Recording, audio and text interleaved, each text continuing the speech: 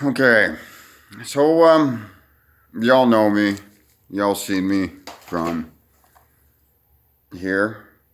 Actually, this actually won an award, and maybe not so much from this. This wasn't my one of my finest, I guess. So basically, why I got involved with those was due to the fact that I wanted to bring some acknowledgement or some. I wanted people to understand about child abuse and what people that survive through child abuse.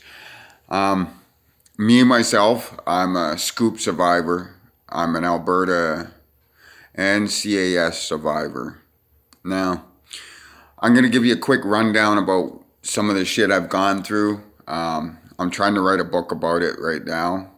That's going to hopefully show the ties in between my path and whatnot to crime and other stuff like domestic abuse, addiction, and whatnot. That all stem probably from my upbringing. Now, I'm not on here to sit there and say that I'm pretty or I'm special or whatever. I have a unique life and an extraordinary life, but it's not like stuff you're gonna see on TV. It's not happiness. It's not. I don't have any family, such and such and whatnot. So if you're expecting happiness or whatnot, this isn't gonna be for you. If you're expecting shit about reality and whatnot, then maybe. And if you're an outcast like I am, maybe you can learn something from my mistakes. And that's what my end goal is. I'm about 50 now. I'm getting old. I understand that there's not much. There's more. I've lived through more than I'm gonna live for. I'm closer at the end of my life than I am at the start of my life. And if people can learn from my shitty life and can take away from it and whatnot, that'd be great. I'm not gonna have any kids. I'm gonna die alone. I understand that. I've come to grips with that. It's taken me some time. So yeah. So let's get through. I'm a scoop survivor. I was forced into the system as a 2 month old baby. I was forced into the Alberta Child Protection Services as a 2 month old baby until I was about 5.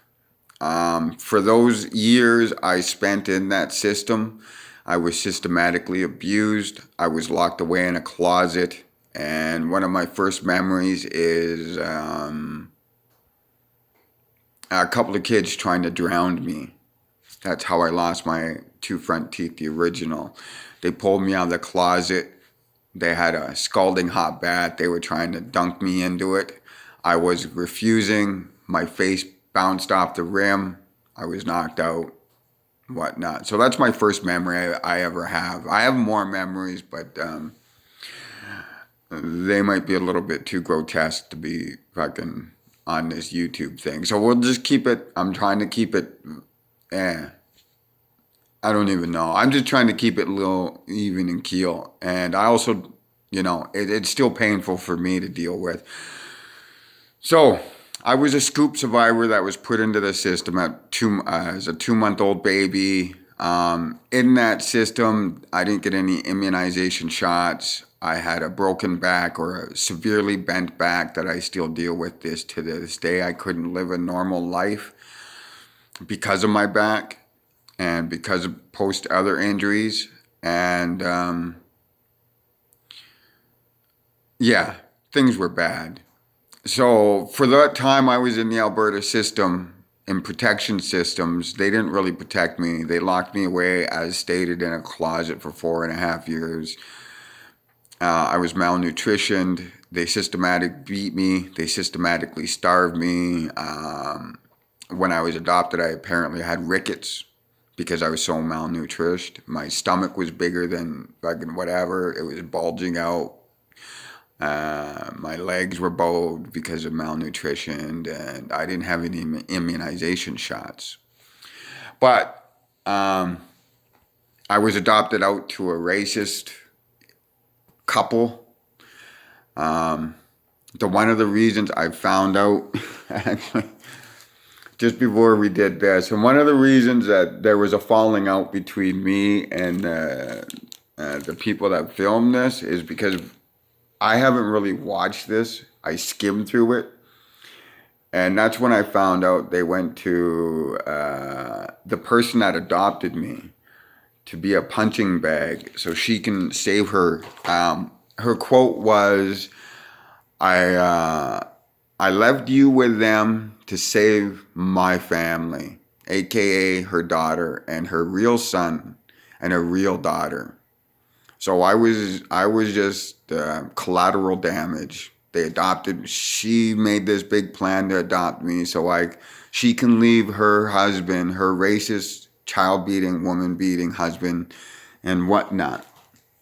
Now you do see her on here explaining some things about the night that he shot through the basement floors and whatnot. If you thought that was bad, he did some things. When they left, I was the focal point of his anger. So yeah, those memories are not good for me. So anyway, just before we started filming this, I find out the truth about my adoption. And then during this filming, or it was done behind my back, which really pissed me off and hurt me because I thought I could trust these people. But during the filming, I found out that they went to Joan and they included her in. Now, I wouldn't have protested so much as long as there was some things that were asked that I needed to know. But anyway, we'll touch upon that in the book and whatnot. There was a lot of other instigating things, and I kind of just pushed everybody away and said, fuck it. I'm going to be alone. It's better for me to be alone because I am sick of being hurt and I'm sick of hurting people and whatnot. So for the last 25 years, I've been a reclusive, a hermit. I avoid people. I don't go whatever. It makes it tough because I'm extremely poor and disabled because of setback and because of the mental illness I had to suffer through all my abuse. So yeah, there's all that. My life there was nothing easy or good about it. So I survived the scoop to be adopted out to a racist, child-beating family in a racist community called CFB Cold Lake. For 14 years, my life consisted of waking up, maybe on my own, or getting punched in the face because somebody got mad because his family left him and he had to take it out on me. So after that, I'd go to school where I'd get constantly bullied because I'm not a pretty looking person. I was the only native brown skinned kid in the whole entire base at the time. So I took a lot of beatings up until I started fighting back for myself and being the bully to the bullies that were bullying me.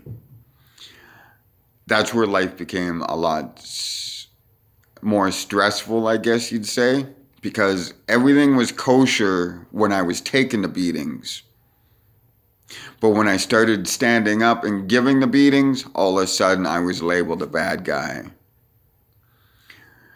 And being in CFB Cold Lake, it's a small community. Everybody knew that I was getting my ass handed to me, but nobody stepped up. Nobody did anything. They all looked the blind way and whatnot. So that's when I started finding out that I was an outcast in life and in society, and being a survivor of child abuse, it really fucked me up. I was blamed for everything, whatnot,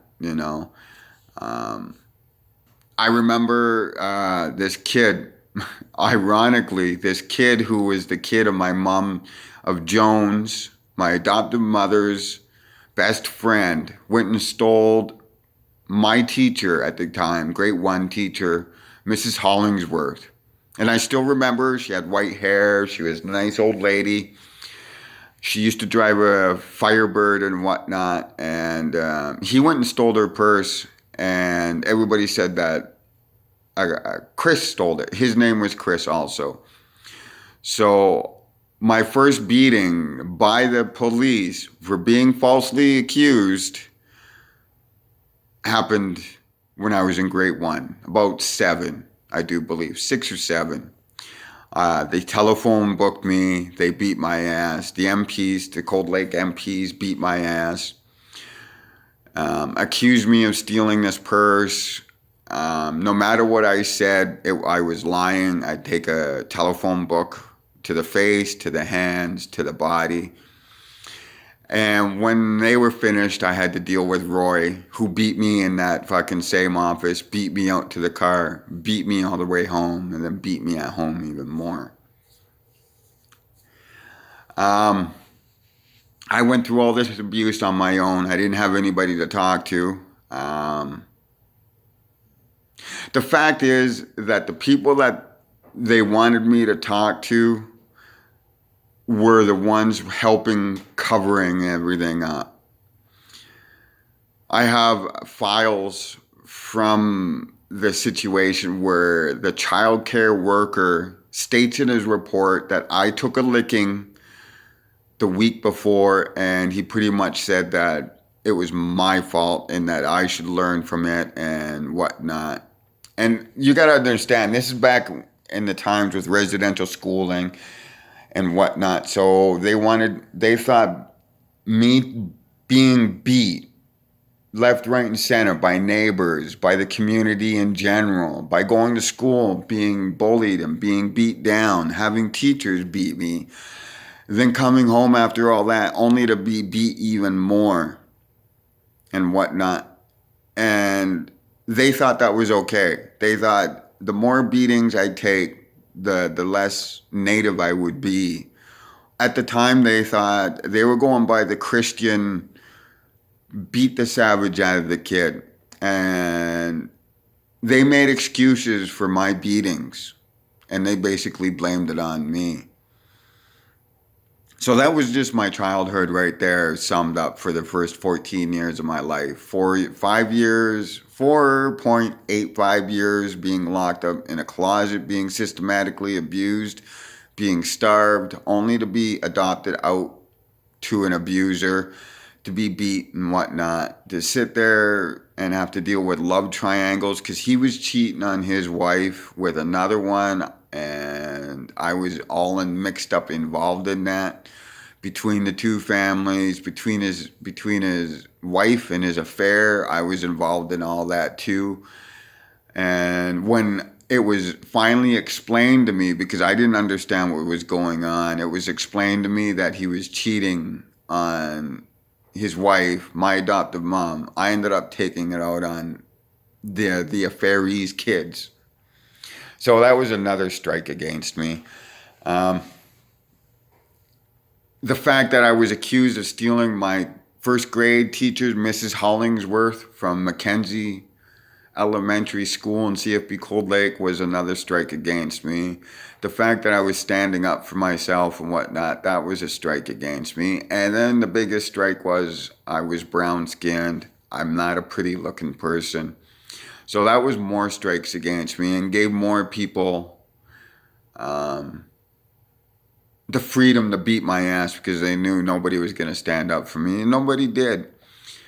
For instance, I remember my oldest sister's boyfriend beating me in front of my sister while she had a good laugh and whatnot. My sister, my spoiled older adoptive sister, had to make a point to go around to all her friends and inform them that I was adopted, and said some negative other comments about me because at the time, and still to this day, she's the golden goose. She got everything she ever wanted or given to her. She never had to face any of the beatings that me and my adopted brother Farrell, God bless him, had to face. So she was the golden goose. She was the first one. They kept good care of her. So she thought it was funny to watch her boyfriend beat me. So yeah, I didn't think it was so funny.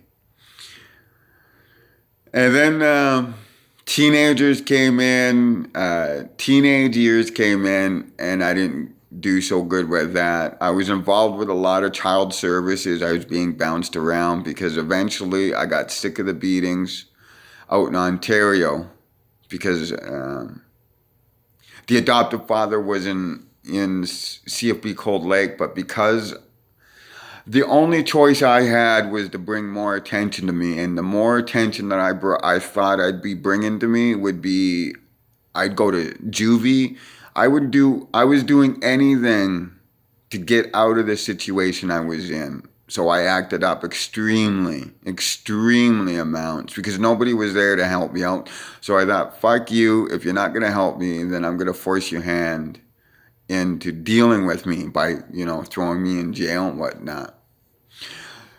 The military, the CFB, the military's in the news right now because of all the rape that's going on with women.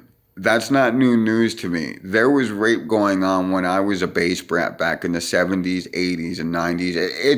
It was rampantly known that there was rape. There's rape and child abuse on military base, and it's rampant. There's domestic abuse on military bases. It's rampant. It's a known thing that the military cover up, and they've been covering up, and they've covered up my child abuse, and they help cover up my child abuse, and they don't want to admit to it. So there's that.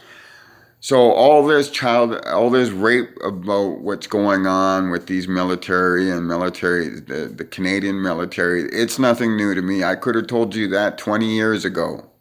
And I can, till this day, I can tell you how women avoid in the military to this, or at least back then, how they avoided not being raped by taping their tits down, by, doing this, by doing that. Also, they would not get raped. And now it's 2021 and it's just coming out. So yeah.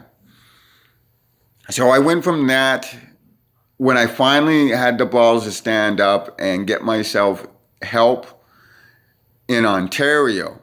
The worst place that I could have went and got help was with CAS. CAS' big idea was to put me back with my adoptive whatnot. They were pushing me and they were whatnot. At that time, I didn't know about my adoptive mother's involvement in my adoption. So I thought me going back to her would help me out and I'd be able to fix things. Yeah, that didn't work out. She, as soon as she got me back, I was a check to her. A welfare check, a child bonus check, child tax check, and whatnot. So she quit her job.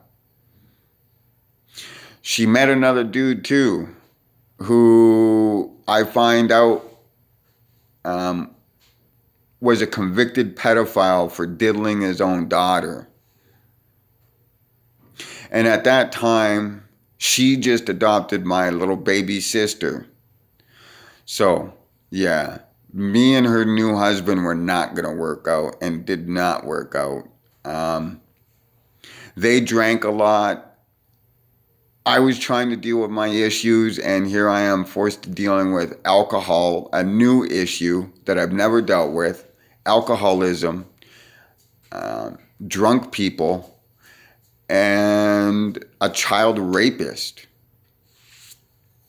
So to say that my teenage years went down significantly bad to worse is an understatement. He got convicted of being a pedophile. I acted out because I in no way wanted that motherfucker around my little sister. and I was kicked out during a drunken time they had at the age of 14, I do believe. She refused to let me have any of my clothes or whatnot, so she kicked me out with just what I had on me at 14 in Grand Center, aka now Cold Lake. And at that time, they had no child services and so I was out. I was sleeping under apartments, stairways, whatnot. So yeah, I didn't have much of an education because of the bullying, the constant bullying I had to deal with my life I had to deal with and whatnot. So I didn't have a normal childhood. I didn't have any support. I had to deal with everything on my own, and I didn't deal with it very good. So everything was fucked up. I fucked up. I got into crime to survive. I did not get into crime because I thought it was cool or so I can buy shit or I can get shit to look pretty with. I got into crime, and the only crime I really got into was selling pot and weed because it was a victimless crime. I didn't have to worry about going out and putting myself out there. And when I did hit the streets, it was other people, outcasts like me from society, that actually helped me. Or at least it seemed they helped me. My said brother at the time tried to pimp me out. I didn't know. He told me to fucking sit here and then whatnot. So he tried to pimp me out, which caused me more issues because out of my whole entire life, my brother was the one person I looked up to, and he tried to pimp me. And yeah, so to say that was crushing, alone was crushing, and that's when I really started drinking and getting into selling drugs and whatnot, because my world just crushed under everything I dealt with. It was my brother trying to pimp me that really fucked me over. Really, really bad. And I don't think I even dealt with it to this day.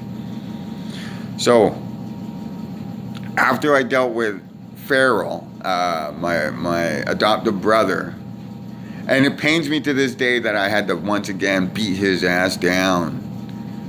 But once I found out what he was doing, I didn't take too pleasure to it.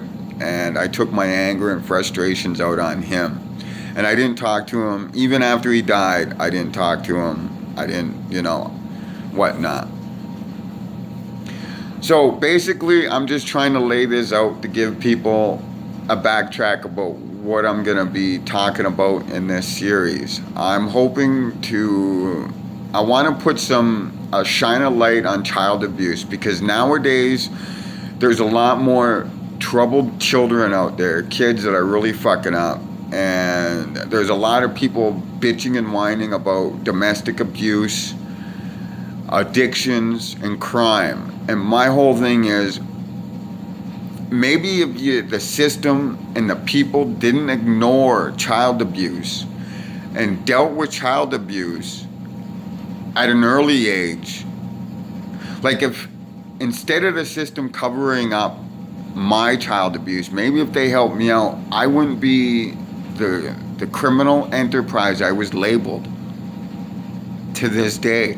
I wouldn't be worried about me dying and leaving my animals alone. I don't know if you've seen that, but there you go. Hey, those are the only things I got. This is my girl. It's the only thing I got. And I also have to worry because I have 3 cats that I've had. And I really don't want to let them down. They're over 20, and I'm worried that I'm going to wake up and they're going to be gone, and I'm going to have to deal with that. And I don't, after everything I've gone through, these are my friends. This is my family they were my family for the last 20 years. In my darkest times, when I was living off less than 35 bucks every second month, and every month, yeah, every second month I'd live off less than 35 bucks at my old place because I didn't want to lose my cats. And it's hard for somebody that looks like me with my past to find a place that's comfortable, that's clean, that accepts me. And that's what I want to help out with people to understand. Don't get into my situation. So if you can learn from my mistakes, I hope you do. And then maybe you can do better off than I will. So my whole series and what's going to go on for the next bit is we're going to talk about child abuse. We're going to talk about homelessness.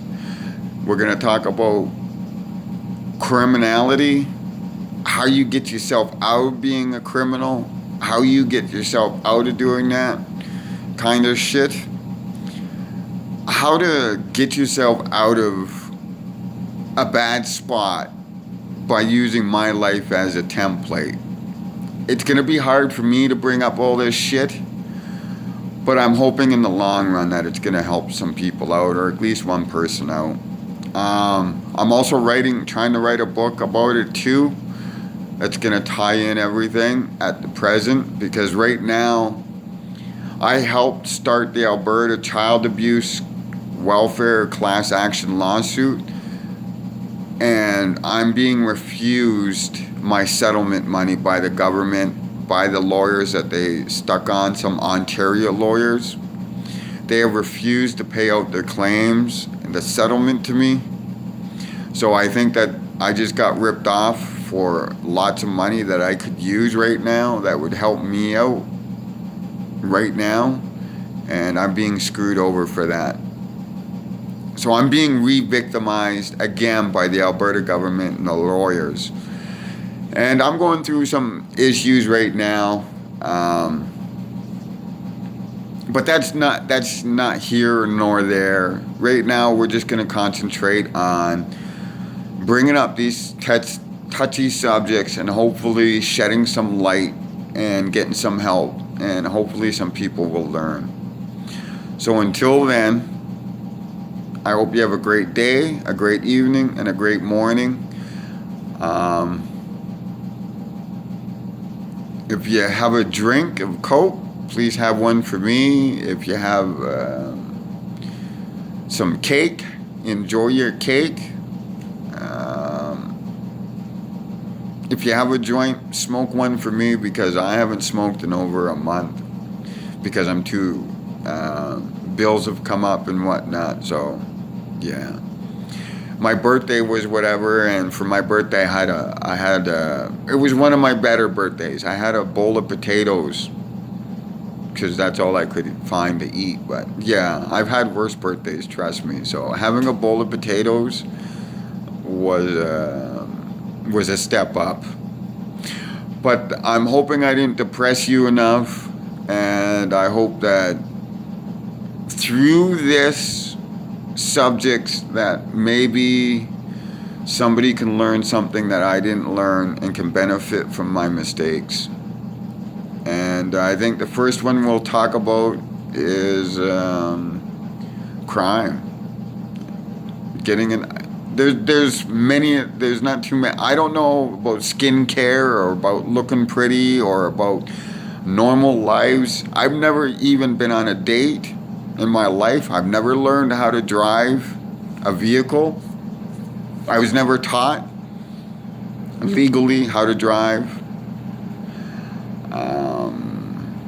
My life is so different from a lot of other people's lives that another reason I feel so outcast is because I can't communicate, and I don't have any connections to people that have these families that love and support them. I don't understand that, because my family beat me down, stole from me, did everything that they could to keep me under their thumb and whatnot. So being loved and supported. And another thing, what really fucked me up during this was at the premiere. I'm not used to positive anything positive. So here I am up on a stage and people are asking me questions and whatnot, and I'm kind of looking like a deer in headlights. I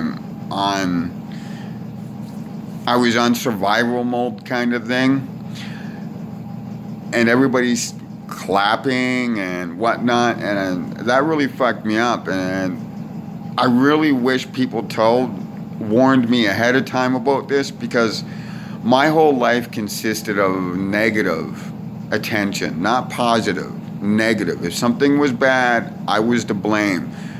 I was either beaten down, thrown in jail, or whatnot. I dealt with that. I've never dealt with positivity ever, or being supported. It's taking that Mega Man at the end where you know. So there's that. So I'm hoping to bring a spotlight into child abuse and what not to do kind of thing. And how child abuse will connect to being a criminal, criminality, domestic abuse, and all that. And maybe somebody out there will learn from my mistakes. So until then, take it easy. Have a great day, and we'll see what happens.